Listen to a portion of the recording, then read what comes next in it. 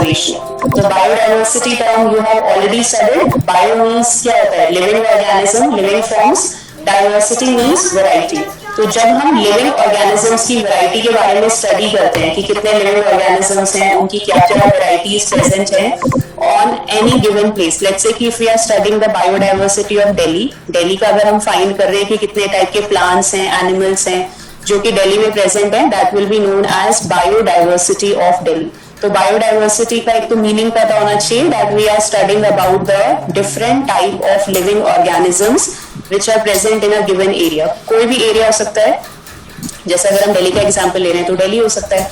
अब ये जो टर्म है, इसमें बच्चों को देखो, ये जो टर्म है बायोडाइवर्सिटी, एनसीईआरटी में मेंशन है that this term was popularised bye Edward Wilson. अब क्योंकि बच्चों ने एनसीईआरटी में ये पढ़ा होता है तो कहीं पे भी कॉम्पिटिटिव एग्जाम में क्वेश्चन आता है बायोडाइवर्सिटी टर्म के बारे में तो वो उसी को मार्क कर देते हैं। एक्चुअली जो टर्म है बायोडाइवर्सिटी, ये एडवर्ड विल्सन ने पहली बार बनाई नहीं थी, ये टर्म कॉइन की थी एक साइंटिस्ट ने जिनका नेम है रोजन। ओके, तो रोजन एक इकोलॉजिस्ट हैं जिन्होंने फर्स्ट टाइम ये टर्म बनाई थी, बट इस टर्म को पॉपुलर करा है एडवर्ड विल्सन ने। ठीक है, Edward Wilson was a socio biologist. ठीक है, तो अगर कभी क्वेश्चन आता है किसी भी एंट्रेंस एग्जाम में कि ये टर्म कॉइन किसने की थी, तो कॉइन में एडवर्ड विल्सन मत लिखना, बिकॉज ये टर्म एडवर्ड विल्सन ने कॉइन नहीं की थी। उन्होंने सिर्फ ये टर्म ऑलरेडी रोजन दे चुके थे, इसको पॉपुलर किया ताकि लोग इसके मीनिंग को समझें और इसको डेली लाइफ में यूज करें। इसको पॉपुलराइज किया है एडवर्ड विल्सन ने। ओके,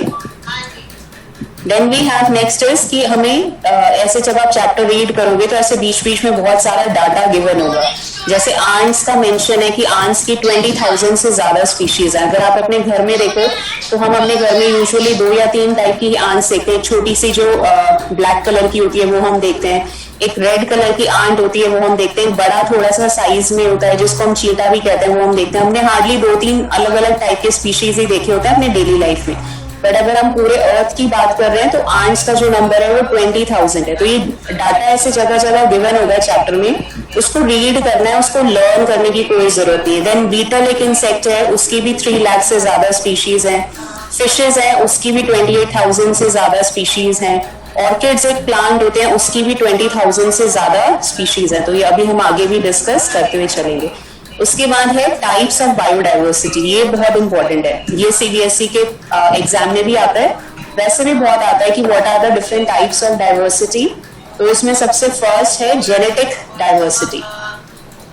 जेनेटिक डाइवर्सिटी का मतलब है कि स्पीशीज तो हमारी सेम ही होगी, ठीक है, स्पीशीज हमारी सेम है, बट उस सिंगल स्पीशी के अंदर ही बहुत सारे वेरिएशन हो सकते हैं। जैसे सिंपल सा एग्जांपल लेते हैं, स्पीशीज सेम है, उसके अंदर जीन्स की वेरिएशन है या उसी स्पीशीज के अंदर वेरिएशन है, that type of diversity will be known as genetic diversity. जैसे अभी मैंगो का सीजन अब तो खैर खत्म होने वाला है, जब मैंगो आते हैं समर्स में, जब सीजन होता है तो आप देखो मार्केट में कितने डिफरेंट टाइप के आते हैं मैंगो, दशहरी भी है, देन सफेदा है, तोतापुरी है, लंगड़ा है, कितने डिफरेंट टाइप की वेराइटीज या स्ट्रेन है। सिमिलरली अगर आप मार्केट जाते हो राइस परचेज करने के लिए तो देखना राइस की भी बहुत सारी अलग अलग वेराइटीज होती है, कोई 50 रुपीज केजी है, कोई 70 रुपीज है, कोई 100 है, कोई 110 है। तो ये डिसाइड होता है कि राइस का ग्रेन का साइज कितना है, उसमें स्मेल प्रेजेंट है या नहीं प्रेजेंट है, ये सारी चीजें उसमें जो है वो डिसाइड करती हैं। तो जेनेटिक डाइवर्सिटी का मतलब है कि स्पीशीज तो सेम है लेकिन उस एक ही स्पीशीज के अंदर, तो यहाँ पे राइस एक ही स्पीशी है बट उसी के अंदर बहुत सारी वेरिएशंस हैं because of different type of genes. Okay, तो what is the first type of diversity we have to discuss? Genetic diversity.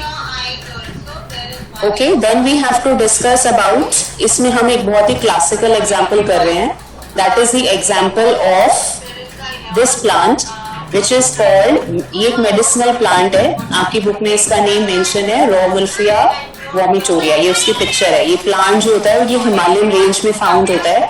तो अगर जैसे लेट्स से कि ये एक माउंटेन है और हम इसकी अलग अलग हाइट पे इसका अमाउंट काउंट कर रहे हैं कि यहाँ पे ये जो प्लांट प्रेजेंट है, एक्चुअली इस प्लांट के अंदर से एक मेडिसिनल कंपाउंड निकलता है विच इज कॉल्ड रेजरपाइन। ठीक है, रेजरपाइन एक कंपाउंड है जो इस प्लांट के अंदर से निकलता है। अब ये जो रेजरपाइन है this is like a drug, जो भी मेडिसिनल कंपनीज होती हैं वो इसको आइसोलेट भी करती है रेजरपाइन को, और बिकॉज ये जो ड्रग है ये बहुत इंपॉर्टेंट है, इससे हम हाई ब्लड प्रेशर को ट्रीट कर सकते हैं। अगर किसी की हार्ट बीट रेट बहुत फास्ट है, आयुर्वेदा वगैरह में तो ये बहुत यूज होता था, अगर किसी की हार्ट बीट रेट बहुत फास्ट है उसको कंट्रोल कर सकते हैं। नर्वस सिस्टम अगर किसी का बहुत हाइपर एक्टिव है उसको हम कंट्रोल कर सकते हैं। तो प्लांट का नेम है रॉवुल्फिया वोमिटारिया, स्पीशी एक है, लेकिन वो माउंटेन में किस हाइट के ऊपर ग्रो कर रहा है उसके अकॉर्डिंग उसके अंदर जो रेजरपाइन का परसेंटेज है वो डिफरेंट होगा। ठीक है, अगर लोअर माउंटेन के बेस पे ग्रो कर रहा है तो मे बी डिफरेंट होगा, अगर टॉप पे ग्रो कर रहा है तो डिफरेंट होगा, बीच में कहीं ग्रो कर रहा है तो डिफरेंट होगा। तो डिपेंडिंग अपॉन कि वो किस माउंटेन के किस पार्ट पे ग्रो कर रहा है, कितनी हाइट पे, कितने एल्टीट्यूड पे ग्रो कर रहा है, उसके अंदर जो रेजरपाइन का परसेंटेज है दैट वुड बी डिफरेंट। ठीक है, अब ये जो डाइवर्सिटी है कि स्पीशीज हमारी सेम है बट उसके अंदर अलग अलग टाइप की जीन्स एक्टिव है डिपेंडिंग अपॉन कि वो कितनी हाइट पे ग्रो कर रहा है, that diversity will also be coming under genetic diversity. तो जेनेटिक डाइवर्सिटी का मीनिंग क्लियर होना चाहिए, स्पीशीज सेम है, एक ही स्पीशी के अंदर जो चेंजेस है, वेरिएशन है, that would be coming under genetic diversity. Then we have species diversity. Species diversity का मतलब है कि हम काउंट कर रहे हैं नंबर ऑफ स्पीशीज।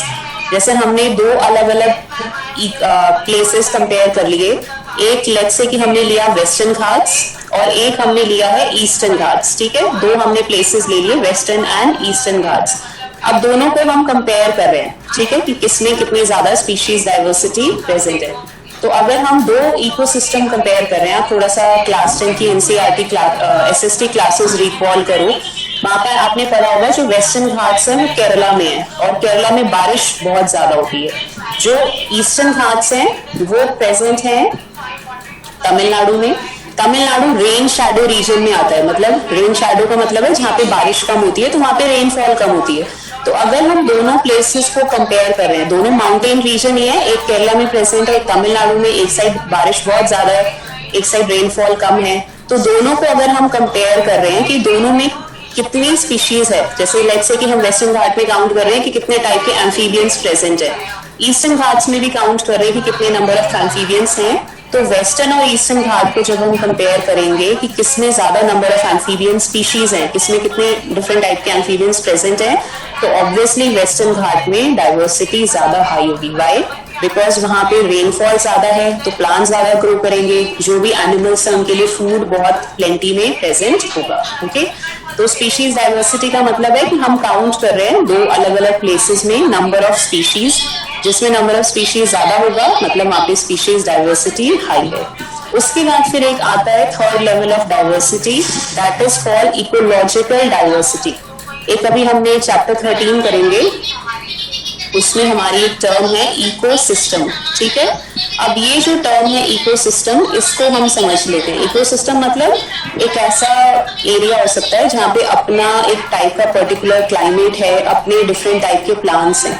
ठीक है, तो इकोसिस्टम में डेजर्ट एक टाइप का इकोसिस्टम हो सकता है, रेन फॉरेस्ट एक टाइप का इकोसिस्टम हो सकता है, एस्चुरीज एक हो सकता है, एस्चुरी मतलब जहाँ पे रिवर और ओशन मिलते हैं। तो ऐसे अलग अलग इकोसिस्टम्स होते हैं, वहाँ की क्लाइमेटिक कंडीशन, डेजर्ट की climatic condition obviously rain forest से डिफरेंट है, रेन फॉरेस्ट वही जो केरला में होते हैं। तो अगर हम दो प्लेसेस ले रहे हैं, जैसे लेट्स से कि हम इंडिया है, इंडिया एक पूरा बड़ा कंट्री है, उसको हम किसी और कंट्री के साथ कंपेयर कर रहे हैं, लेट्स से कि हमने नॉर्वे के साथ कंपेयर किया। ठीक है, और अब हम इनमें क्या काउंट कर रहे हैं कि इन दोनों कंट्रीज में कितने डिफरेंट टाइप के इकोसिस्टम प्रेजेंट हैं। ठीक है, तो इंडिया में बहुत डिफरेंट टाइप के इकोसिस्टम है, आपको डेजर्ट भी मिल जाएगा, आपको रेन फॉरेस्ट भी मिल जाएगा, रेन फॉरेस्ट हमारे केरला नॉर्थ ईस्ट में प्रेजेंट है, आपको मैंग्रोव्स भी मिल जाएंगे, ये उड़ीसा साइड और वेस्ट बंगाल में इंडिया के होते हैं, कोरल रीफ भी मिलेंगे, अंडमान एंड निकोबार में है। लेकिन अगर आप नॉर्वे में काउंट कर रहे हो कितने डिफरेंट टाइप के इकोसिस्टम्स हैं तो कम होगा। तो अगर हम किन्हीं दो प्लेसेस में काउंट कर रहे हैं नंबर ऑफ इकोसिस्टम और उसके अकॉर्डिंग कंपेयर कर रहे हैं, that would be known as ecological diversity.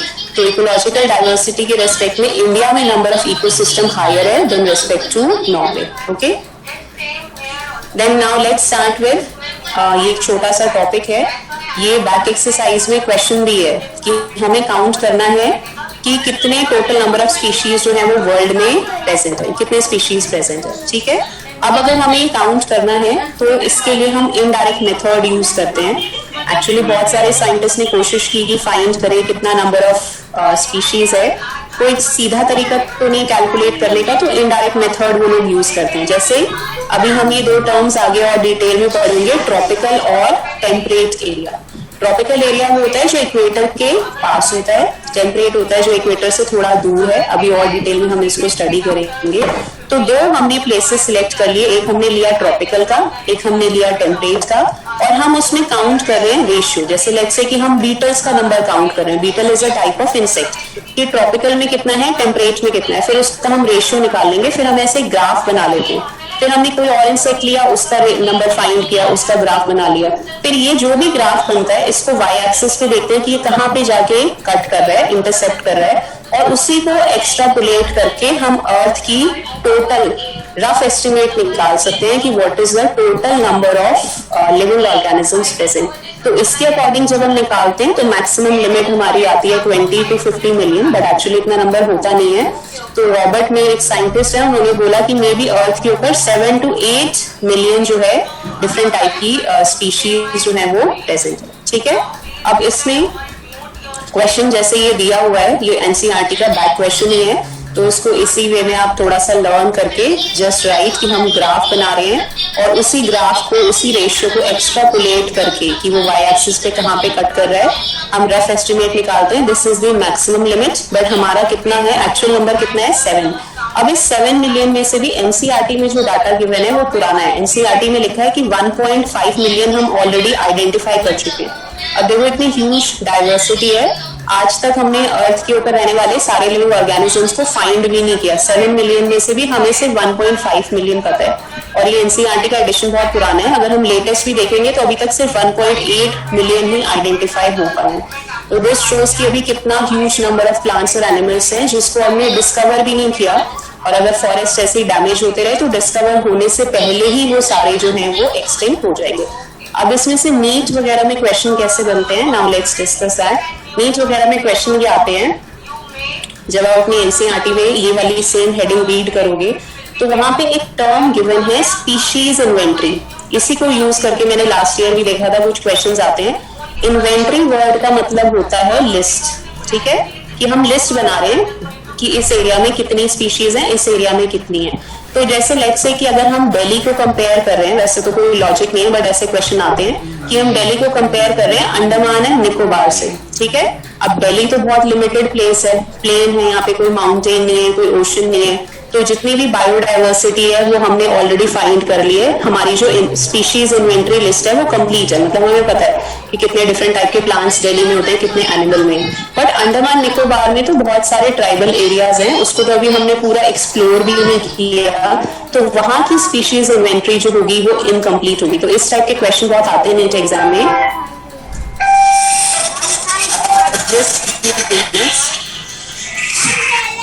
Hello, हाँ जी, कौन सर? अभी मेरी क्लास चल रही है, आपको थोड़ी देर वेट करना पड़ेगा प्लीज। ठीक है, मैं भी आ रही हूँ। ओके, ठीक है।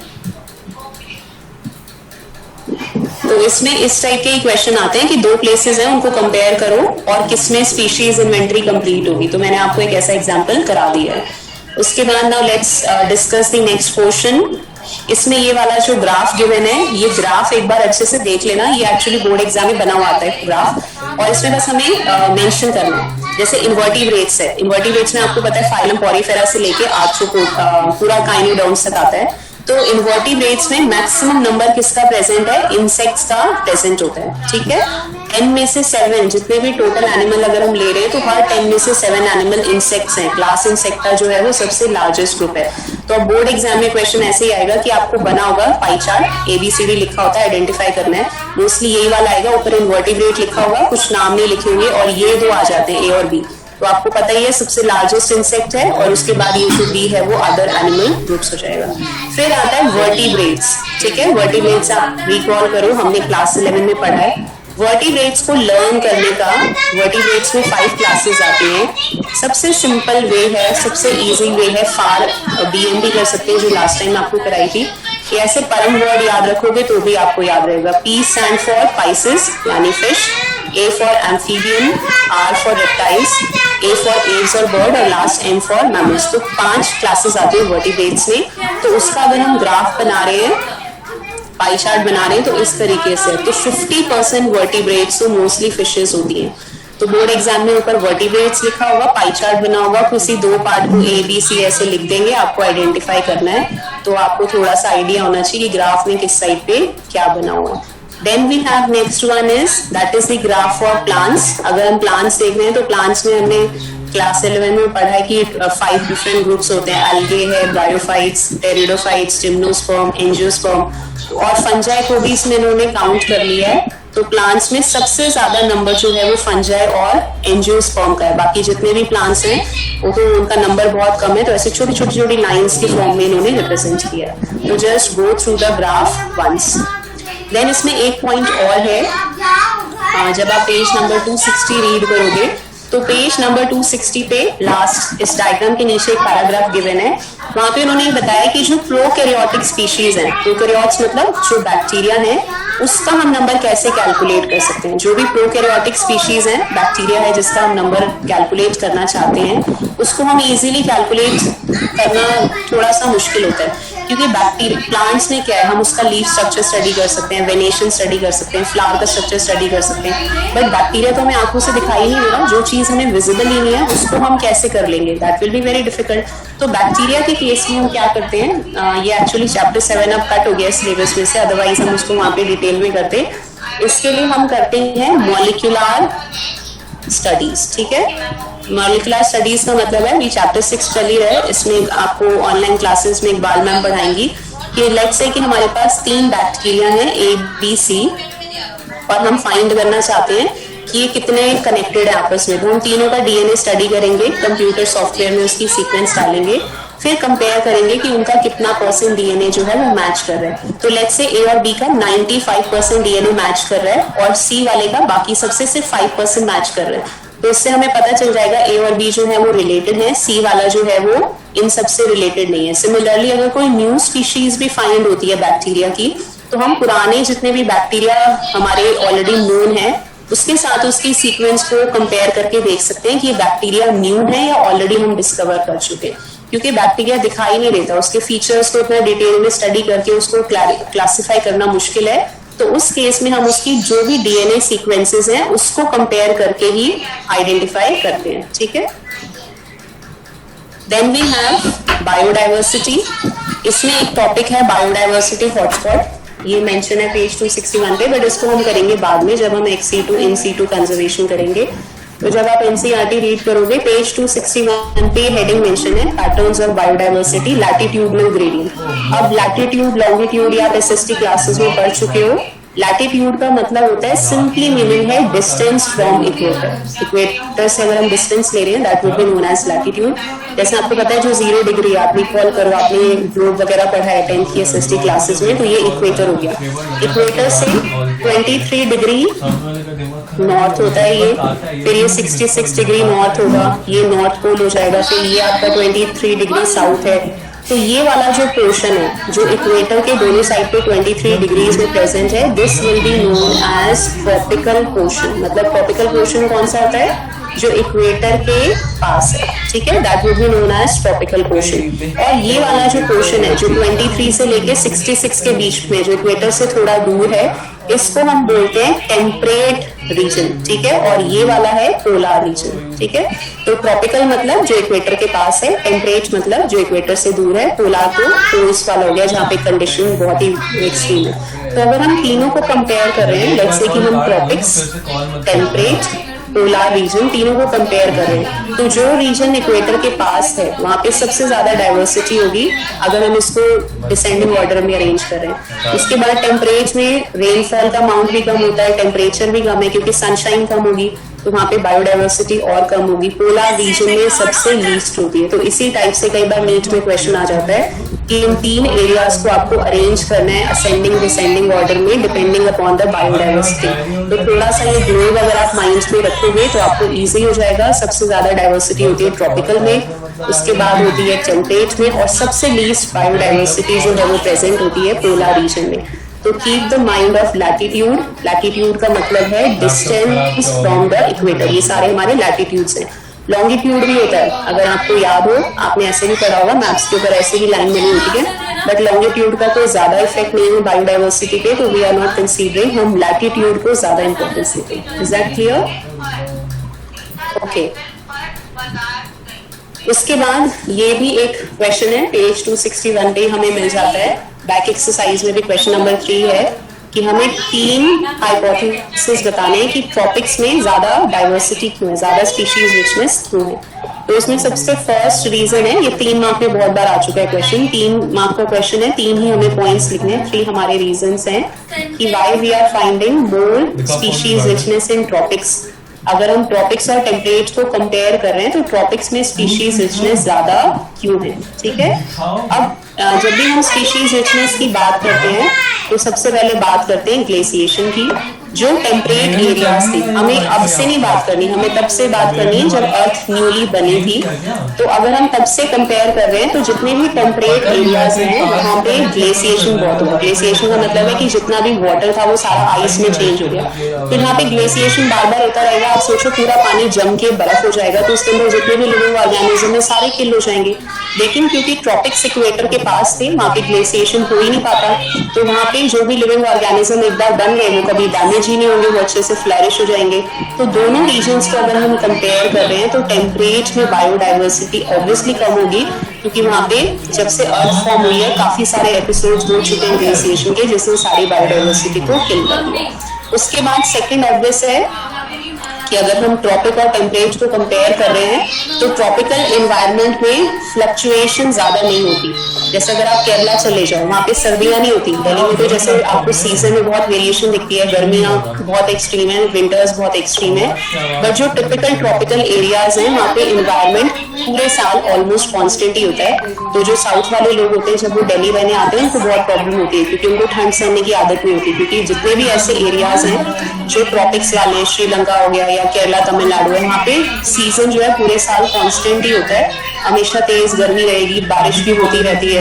तो जहाँ पे आपका एनवायरनमेंट ज्यादा कांस्टेंट है वहाँ पे स्पीशीज ज्यादा फ्लरिश कर सकती है, ज्यादा इजीली सर्वाइव कर सकती है। Then we have third reason, that is called more solar energy।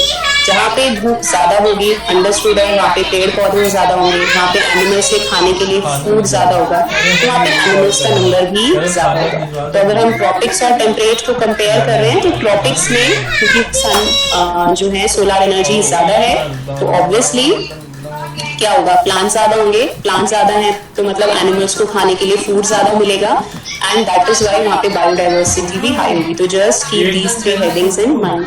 उसके बाद एक दो डाउट्स आ रहे हैं बच्चों के, हम ले लेते हैं। जैसे परवेज ने पूछा है व्हाट आर क्रस्टेशियंस।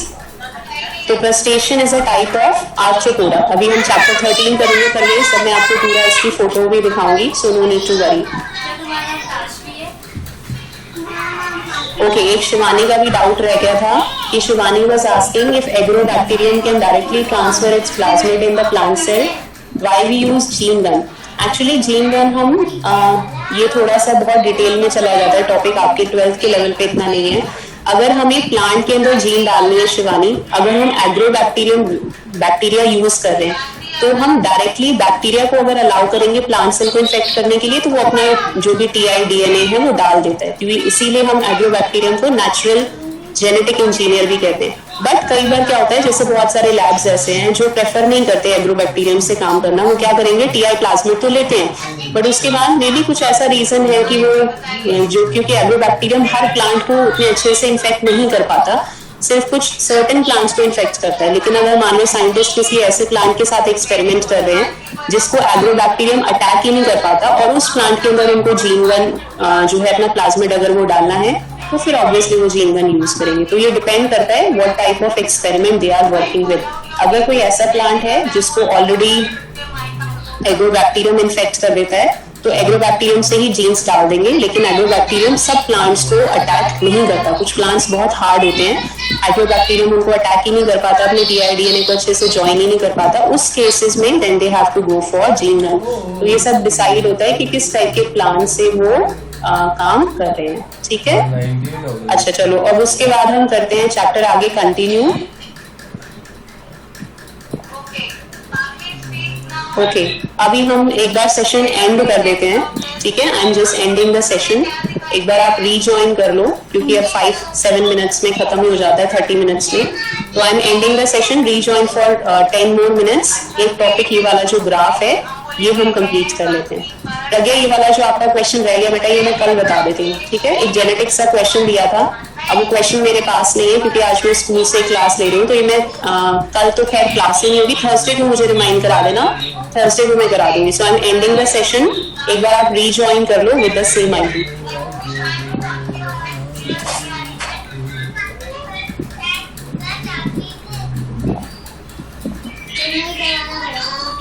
कुछ भी नहीं करूँगी, कुछ भी नहीं करूँगी।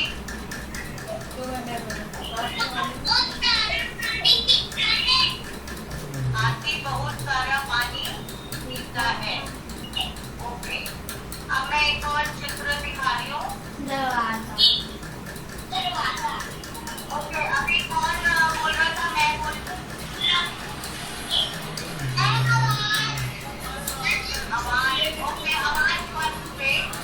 मैम तो मारेंगी ना, मैम पढ़ा रही है, पूछेगी ना, मुझे देख के नजर आता।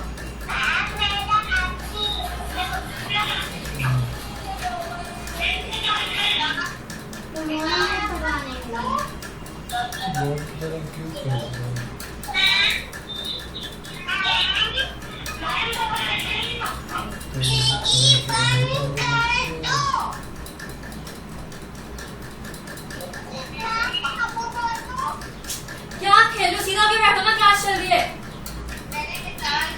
मैं क्यों कराऊं? घंटा दीदी हो।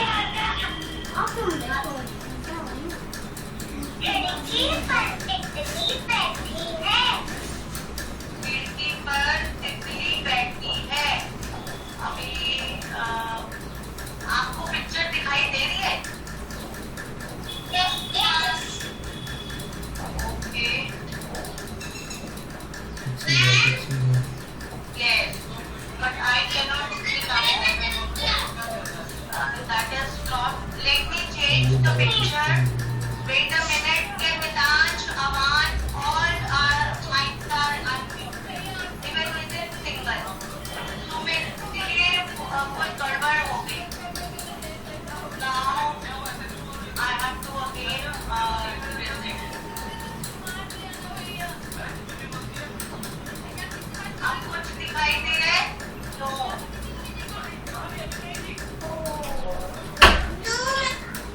Okay, now I am flashing it again. But एक दिन आप कुछ भी बोल दिया करो ना. Welcome back.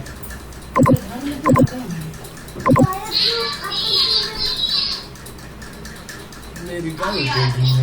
है? हाँ, अभी आ रही है. खाना तो दो। You can see something.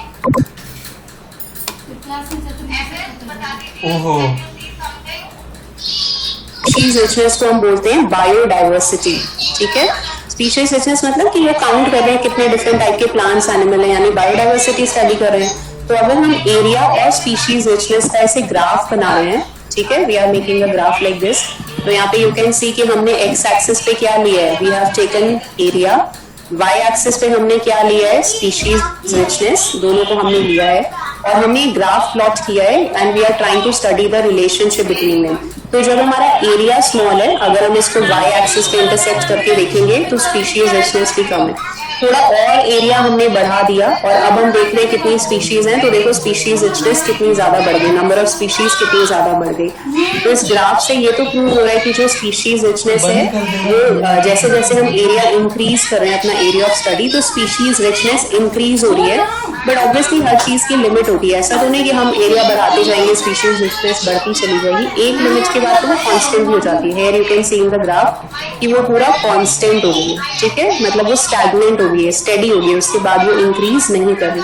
तो इस टाइप का जो हमें ग्राफ मिल रहा है which we are plotting between species richness and area, this is a typical hyperbolic curve. और इसकी इक्वेशन जो थी वो उन्होंने ये फाइंड आउट किया कि s is equals to c a raise to the power z। यहाँ पे s क्या है, स्पीशीज रिचनेस है, a क्या है, एरिया है, z जो वर्ड है वो slope of the line represent कर रहा है कि इस ग्राफ की, इस लाइन की स्लोप कितनी है। और यहाँ पे जो C है वो Y इंटरसेक्ट रिप्रेजेंट कर रहा है, जो भी Y एक्सिस पे इंटरसेक्ट करने से आ रहा है। So this type of graph they had found. तो इसमें उन्होंने ये प्रूव किया कि स्पीशीज रिचनेस जो है वो एरिया के ऊपर डिपेंडेंट तो है, और जो वैल्यू ऑफ Z है, Z मतलब स्लोप ऑफ द लाइन या रिग्रेशन कोएफिशिएंट, वो जो वैल्यू है वो एरिया के ऊपर डिपेंड तो करती है, लेकिन लेट्स से कितना वारी कर रही है। अगर हम एक स्मॉल एरिया एक्सप्लोर कर रहे हैं तो उसकी वैल्यू 0.1 से 0.2 के बीच में होती है, ओके, बिकॉज इट इज, ये जो वैल्यू है स्लोप ऑफ द लाइन जिसको हम Z भी कह रहे हैं, ये हमें दो वेरिएबल्स के बीच का रिलेशनशिप बता रहा है, स्पीशीज रिचनेस और एरिया। तो अगर हमने एरिया लिमिटेड स्टडी किया है तो Z की वैल्यू इतनी है, और अगर हमने एरिया थोड़ा इन्हांस कर दिया तो Z की वैल्यू 0.6 से लेके 1.2 है, ठीक है, इतनी वैल्यू हो जाती है। ये इसकी एक टाइप से मैक्सिमम है। अगर हमने कॉन्टिनेंट पूरा ले लिया, हम एशियन कॉन्टिनेंट को लेट्स से अफ्रीकन कॉन्टिनेंट के साथ कंपेयर करें तो Z की वैल्यू इतनी हो जाएगी। उसके बाद आप जितना मर्जी एरिया बढ़ा लो, फिर ये वाली स्टेज आना स्टार्ट हो जाएगी कि फिर Z की जो वैल्यू है वो इंक्रीज नहीं होगी। उसके बाद फिर उन्होंने इस इक्वेशन को, ये वाली जो इक्वेशन है इसको लॉग में चेंज किया। तो लॉग में जब आप चेंज कर रहे हो, log S equals to log C plus जो पावर वाला था वो नीचे आ जाएगा Z log A, और उसका जब लॉग वाला ग्राफ बना रहे हो तो जो ग्राफ है वो स्ट्रेट लाइन है। तो इसमें हमें लर्न कैसे करना है CBSE के लिए, ओके। नीट में भी क्वेश्चन इसी टाइप में आता है कि नीट में ग्राफ तो नहीं आता बनाने को, CBSE में ग्राफ बहुत बनाया हुआ है कि you have to draw the graph. तो वहां पे आपको स्पीशीज रिचनेस और एरिया का ग्राफ लर्न करना है। उसके बाद ये इक्वेशन वगैरह नीट एग्जाम में बहुत आ जाती है, CBSE में भी बहुत आती है, तो लर्न दीज टू इक्वेशन। और इसमें Z की वैल्यू आपको लर्न करनी है। Z क्या शो कर रहा है? Relationship between species richness and area. तो अगर हमने एरिया स्मॉल एक्सप्लोर किया है तो Z की वैल्यू 0.1 से 0.2 है। अगर हम पूरा का पूरा कॉन्टिनेंट ले रहे हैं, मतलब ऑलरेडी हम एक काफी बड़ा एरिया ले चुके हैं, तो 0.6 से लेके 1.2 है। उसके बाद आप जितना मर्जी एरिया इंक्रीज कर लो। अभी आपने 1 कॉन्टिनेंट कंपेयर किया, फिर 2 कॉन्टिनेंट्स करके भी कर लो, तब भी वो स्टेडी स्टेट में आ चुका है। इसके बाहर उसकी जो वैल्यू है वो इंक्रीज नहीं होगी। तो इसको एक बार रीड कर लेना after your UT, and if you have any doubt you can ask in the next time. एक छोटा सा टॉपिक और ले लेते हैं because we have 5 more minutes। आज आधा चैप्टर पूरा कंप्लीट हो जाएगा। आप रिकॉल करो, आपने क्लास 10th SST क्लासेस में, शायद आप लोगों के सिलेबस में भी था, एक चैप्टर होता था जिसमें आपने स्टडी किया है कि जो ब्रिटिशर्स थे, ब्रिटिशर्स ने क्या किया कि इंडिया के जो फॉरेस्ट हैं उनको पूरा कट करके मोनोकल्चर से रिप्लेस कर दिया। मोनोकल्चर मतलब सारे सेम टाइप के प्लांट्स, जैसे नेचुरल फॉरेस्ट है उसको कट करके रबर प्लांटेशन में चेंज कर दिया, या उसको कट करके ट्री प्लांटेशन में चेंज कर दिया। और उस टाइम पे ब्रिटिशर्स ये लॉजिक देते थे कि भाई हम जो ये प्लांटेशंस लगा रहे हैं, रबर प्लांटेशन या ट्री प्लांटेशन लगा रहे हैं, ये भी तो एक टाइप के प्लांट्स हैं, इससे कोई फर्क नहीं पड़ता बायोडाइवर्सिटी पे या कुछ भी। तो ये जो एक पर्सन थे, name of that person is David Tilman, and he wanted to prove कि ये जो लोगों की सोच है कि हम नेचुरल फॉरेस्ट को रिप्लेस कर देंगे मोनोकल्चर से, प्लांटेशन से, उसके लिए बायोडाइवर्सिटी पे कोई इफेक्ट नहीं है, वो उसको रॉन्ग प्रूव करना चाहते थे। तो व्हाट ही डिड कि उन्होंने 2 एरियाज कंपेयर किए। जैसे लेट्स से कि यही 2 एरियाज हम ले लेते हैं, एक नेचुरल फॉरेस्ट है और एक हमारा रबर प्लांटेशन है। This is the rubber tree जिससे लेटेक्स निकल भी रहा है। तो डेविड टिलमैन ने ये प्रूव किया कि जो एरिया जहाँ पे स्पीशीज का नंबर ज्यादा है, ऑब्वियसली यहाँ पे देखो कितने डिफरेंट टाइप के प्लांट्स हैं, एनिमल्स हैं, स्पीशीज रिचनेस बहुत ज्यादा है। यहाँ पे तो आपके सारे सेम ही टाइप के प्लांट है, सिंगल टाइप के प्लांट है। तो अगर हम दोनों को कंपेयर कर रहे हैं तो प्रोडक्टिविटी किसमें हाई होगी? ऊपर वाले में जहाँ पे नेचुरल वेजिटेशन है या मोनोकल्चर में? प्रोडक्टिविटी का मतलब है how much food the plants are preparing, how much oxygen the plants are releasing which are present in a given area. Let's say कि हमने ऊपर वाले प्लेस का भी 10 किलोमीटर लिया, नीचे वाले प्लेस का भी हम 10 किलोमीटर ले रहे हैं, और दोनों को हम कंपेयर कर रहे हैं, ठीक है। दोनों को अगर हम कंपेयर कर रहे हैं 10 किलोमीटर दिस, 10 किलोमीटर दिस, दोनों की प्रोडक्टिविटी अगर हम कंपेयर कर रहे हैं तो ऑब्वियसली जहाँ पे नेचुरल वेजिटेशन है, नेचुरल फॉरेस्ट है, वहाँ पे प्लांट्स की प्रोडक्टिविटी बहुत ज्यादा हाई होगी। प्रोडक्टिविटी हाई होने का मतलब है कि वहाँ पे प्लांट्स ज्यादा ऑक्सीजन भी रिलीज करेंगे, वहाँ पे प्लांट्स फूड भी ज्यादा बनाते हैं अगर हम इक्वल एरिया कंपेयर कर रहे हैं दोनों जगह के। क्योंकि अगर हमारे सारे प्लांट सेम टाइप के हो सकता है सारे C3 हो या सारे C4 हो, या हमने क्लास 11 में पढ़ा था। लेकिन जहाँ पे मिक्स वेजिटेशन होती है वहाँ पे कुछ C3 भी होंगे, कुछ C4 भी होंगे, और हमें पता है C4 प्लांट्स की जो प्रोडक्टिविटी होती है वो C3 से बहुत ज्यादा हाई है। दूसरा रीजन ये होता है कि जहाँ पे भी नेचुरल वेजिटेशन है वहाँ पे देखो कितना थिक है, आपको कोई भी एम्प्टी स्पेस नहीं दिख रहा है, एक के ऊपर एक प्लांट पूरा ओवरलैप्ड है। यहाँ पे तो क्योंकि हमने अपनी कन्वीनियंस के हिसाब से कि हमें प्लांट के बीच में जाना भी है, कट भी करना है, लेटेक्स भी निकालना है, तो प्लांट्स के बीच में देखो गैप कितना रख रख के ग्रो करा है। तो ऑब्वियसली अगर हम ऐसे दो प्लेसेस को कंपेयर कर रहे हैं तो जो मोनोकल्चर है या जहाँ पे सिंगल टाइप की स्पीशीज है वो कभी भी नेचुरल फॉरेस्ट के साथ कंपेयर नहीं करेगा। नेचुरल जो फॉरेस्ट है उसकी प्रोडक्टिविटी हमेशा ज्यादा होती है। उसके बाद फिर उन्होंने एक रीजन और दिया, हाई प्रोडक्टिविटी तो डेविड टेलमैन दे चुके थे। One more point he had given, which is very valid, is एक minute, let me just clear this, कि अगर हम वही पीछे वाला डायग्राम माइंड में लेते हैं, ये ट्री प्लांटेशन है, कि अगर हम किसी भी नेचुरल फॉरेस्ट को किसी मोनोकल्चर के साथ या प्लांटेशन के साथ कंपेयर करें, जैसे कि ये ट्री प्लांटेशन ही है या रबर प्लांटेशन ही है, कोई न्यू टाइप का अगर फंजाई बैक्टीरिया आ जाता है और दोनों जगह के प्लेसेस को अटैक कर रहा है, नेचुरल फॉरेस्ट को भी कर रहा है, ट्री प्लांट जहाँ पे मोनोकल्चर है उसको भी अटैक कर रहा है, तो जो भी आपका न्यू टाइप का ऑर्गेनिज्म अटैक कर रहा है, तो जहाँ पे नेचुरल वेजिटेशन होगी, नेचुरल फॉरेस्ट होगा, खूब थिक ग्रीनरी होगी, वहां पे हो सकता है वो 100 में से किसी एक या दो प्लांट को ही अटैक कर पाए या ज्यादा से ज्यादा 10 प्लांट्स को कर पाए, क्योंकि हर प्लांट का स्टेम, उसके फीचर्स, उसकी प्रॉपर्टी सब बहुत डिफरेंट होता है। लेकिन जहाँ पे मोनोकल्चर है, अगर एक बार जो भी न्यू बैक्टीरिया वायरस आया है उसने एक किसी प्लांट को अटैक कर दिया, क्योंकि सारे सेल है तो वो बहुत जल्दी फैल जाएगा और धीरे धीरे देखते ही पूरा प्लांटेशन जो है वो डैमेज हो जाता है। तो अगर हम नेचुरल फॉरेस्ट को कंपेयर कर रहे हैं विद मोनोकल्चर,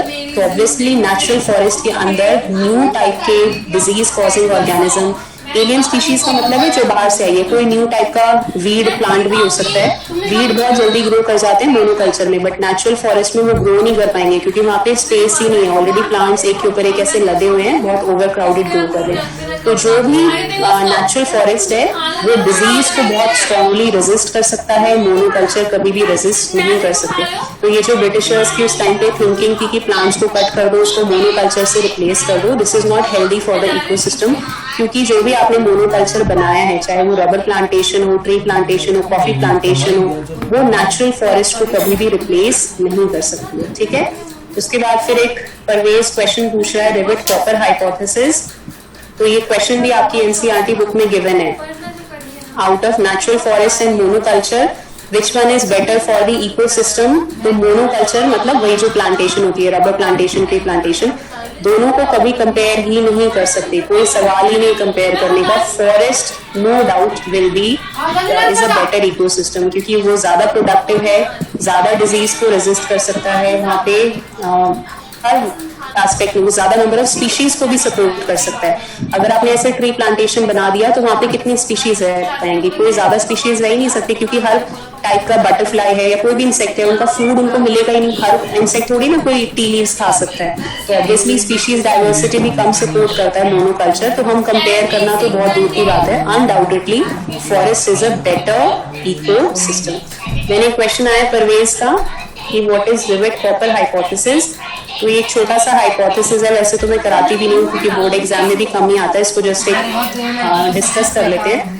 रिवेट वर्ड का मतलब होता है मेटल पिन, जैसे घर में आपने देखा होगा ना नट बोल्ट होते हैं, ये आपका रिवेट है। दो चीजों को कसने के लिए हम नट बोल्ट यूज करते हैं। तो पॉल एलरिच एक साइंटिस्ट थे, इकोलॉजिस्ट थे, उन्होंने ये हाइपोथेसिस दिया है कि अगर मान लो कि जो हमारी अर्थ है उसको हम प्लेन के साथ कंपेयर करें और इसके अंदर जितने भी ये नट बोल्ट्स लगे हैं, जितने भी रिवेट्स लगे हैं, उन्होंने नट बोल्ट टर्म नहीं यूज की थी, थोड़ा और ज्यादा स्पेसिफिक टर्म यूज किए, रिवेट्स लगे हुए हैं, और ये रिवेट रिप्रेजेंट करते हैं स्पीशीज को। ठीक है, और हम लेट्स से कि एक एक करके अर्थ से स्पीशीज को एक्सटिंक्ट होती जा रही है, क्योंकि ह्यूमन एक्टिविटीज इतनी बढ़ गई है, स्पीशीज एक्सटिंक्ट ही हो रही है। तो एक एक स्पीशीज एक्सटिंक्ट होने का मतलब है कि जो अर्थ का प्लेन है उसमें से एक एक करके ऐसे नट बोल्ट या जो रिवेट्स हैं वो निकलते जा रहे हैं। तो शुरू में तो हमें लगेगा कि कोई फर्क नहीं पड़ रहा, हमारी अर्थ सब स्टेबल है, एवरीथिंग इज नॉर्मल, बट धीरे धीरे जब ज्यादा नट बोल्ट्स निकलते चले जाएंगे तो पूरा प्लेन क्या होगा, क्रैश हो जाएगा। सिमिलरली अगर हम नहीं ह्यूमन्स अपनी जो भी हमारे एक्शंस और उसको कंट्रोल नहीं कर पाए, और ऐसे ही धीरे धीरे अगर जो स्पीशीज है वो एक्सटिंक्ट होती रही तो earth as a whole, as a ecosystem, वो सर्वाइव ही नहीं कर पाएगा, सस्टेन ही नहीं कर पाएगा और पूरा क्रैश हो जाएगा, और अर्थ के ऊपर फिर आगे चल के कोई भी लाइफ जो है वो पॉसिबल नहीं हो पाएगी। तो इसको जस्ट एक स्टोरी के फॉर्म में रीड कर लेना, कम ही आता है। डेविड टिलमैन और बाकी जो ग्राफ वगैरह हैं या जेनेटिक स्पीशीज इकोलॉजिकल डाइवर्सिटी, वो बहुत आता है। तो रिवेट वर्ड का मतलब है नट एंड बोल्ट्स। जितने ज्यादा हमारे रिवेट्स या नट बोल्ट निकलते जाएंगे, ऑब्वियसली प्लेन उतना डिस्टेबलाइज होता जाएगा। हो सकता है शुरू में जो नट बोल्ट्स निकले वो ऐसे एरिया से हैं जो थोड़ा लेस इंपॉर्टेंट हो सकते हैं, बट ऐसा नहीं है। जितने ज्यादा नट बोल्ट्स निकलते जाएंगे या जो स्पीशीज जितनी ज्यादा इंपॉर्टेंट होगी, प्लेन उतना जल्दी अनस्टेबल होता चला जाएगा और अल्टीमेटली क्रैश कर जाएगा। तो यहाँ पे उन्होंने प्लेन को कंपेयर किया है अर्थ के साथ, नट बोल्ट्स को कंपेयर किया है, रिवेट्स जो है, मेटल पिन जो है, उसको कंपेयर किया है बायोडाइवर्सिटी के साथ। ओके, तो मैंने आपको पेज नंबर, जब आप अपनी एनसीईआरटी बुक खोलोगे, पेज नंबर 263 पे हेडिंग है लॉस ऑफ बायोडाइवर्सिटी। उससे पहले का जितना भी पोर्शन है वो सारा मैंने आपको करवा दिया। तो एक बार इसको रीड कर लेना, फिर थर्सडे को जब क्लास होगी तो ये चैप्टर हमारा फिनिश हो जाएगा। ओके, और किसी को कोई डाउट है? वैसे तो अभी किसी का मैसेज आया नहीं है, और किसी को अगर है तो please let me know. Okay, biodiversity में किसी को अभी कुछ आ रहा है माइंड में डाउट तो पूछ लो, अभी हैं 2-3 minute, otherwise we will wind up the session. तो क्या करूँगा उनका मुंह लिखेगा। याशिका, ऋतिक, किसी को कोई डाउट है? Then you can ask your doubts. Steeper word का मतलब होता है कि उसमें कितनी ज्यादा ढलान है। जैसे हम ग्राफ देख रहे हैं कि वो स्ट्रेट है कि स्टीप है, वो चीज ये डिसाइड करती है। ठीक है,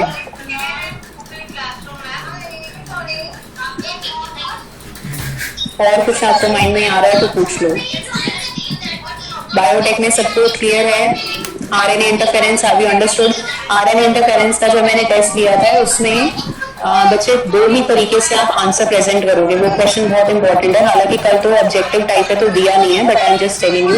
या तो आरएनए इंटरफेरेंस में जो एनसीईआरटी में लैंग्वेज गिवन है सेकंड पैराग्राफ में, पूरा वो पैराग्राफ के फॉर्म में आंसर लिखोगे। अदरवाइज मैं आज आपको शाम को घर से भेज दूंगी कि 6 स्टेप्स क्या लिखने। एक्चुअली जो बायोटेक वाला चैप्टर है इसमें प्रॉब्लम क्या होती है, हम हर साल जैसे बोर्ड की चेकिंग के लिए जाते हैं तो जो बहुत पुराने ओल्ड टीचर्स हैं, क्योंकि उनके खुद के टाइम में उन्होंने बायोटेक कभी पढ़ी नहीं है, वो खुद इतने कंफ्यूज रहते हैं कि आप बहुत डिटेल में लिख दोगे तो वो मार्क्स ही नहीं, उसको चेक ही नहीं कर पाते, जज नहीं कर पाते, और मार्क्स आपके कहीं ना कहीं डिडक्ट हो जाएंगे।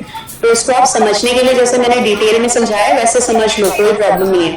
लेकिन जब भी आप एग्जाम में लिखोगे, या तो जो एनसीईआरटी में आरएनए इंटरफेरेंस का सेकंड पैराग्राफ है, how to make a pest resistant plant, पूरा उसी एज इट इज लैंग्वेज में लर्न करके लिखो, या फिर मैं आपको घर जाके आज सिंपल से 6-7 स्टेप्स मेन हेडिंग है वो दूंगी, वही लिखना अपने आप से। जब आप बना के लिख रहे हो, क्योंकि आपने समझ लिया, दैट्स वेरी गुड, आप बहुत डिटेल में उसको एक्सप्लेन कर रहे हो, और हर टीचर को इतनी नॉलेज नहीं होती है कि उसको इतना पता हो। आपने उसकी नॉलेज से ज्यादा लिख दिया तो वो सोचेगा कि आपने गलत ही लिखा है, मार्क्स अननेसेसरी कट हो जाएंगे। तो इस क्वेश्चन में थोड़ा प्रॉब्लम आती है, और बिकॉज ये फ्रीक्वेंटली आस्क्ड क्वेश्चन है तो इसका आंसर प्रेजेंटेशन हमने थोड़ा सा पहले ही प्लान कर लेना है, how we are writing it. तो 2 ही वे हैं, ईदर फॉलो दी एनसीईआरटी और follow the flow chart which I will post on the group in the evening. ठीक है, तो कोई डाउट नहीं है तो now let's wind up the session and all the best for your tomorrow UT. उसमें कोई भी मैंने अपलोड का ऑप्शन नहीं दिया है, सिंपल 1 मार्क 2 मार्क के क्वेश्चन है, उसी में स्पेस प्रोवाइडेड है गूगल फॉर्म में, उसको कर लेना। 35 मिनट्स 40 मिनट्स टाइम है, उसके बाद वो लिंक क्लोज हो जाएगा एंड सबमिटेड। ठीक है, चलो all the best for your UT tomorrow.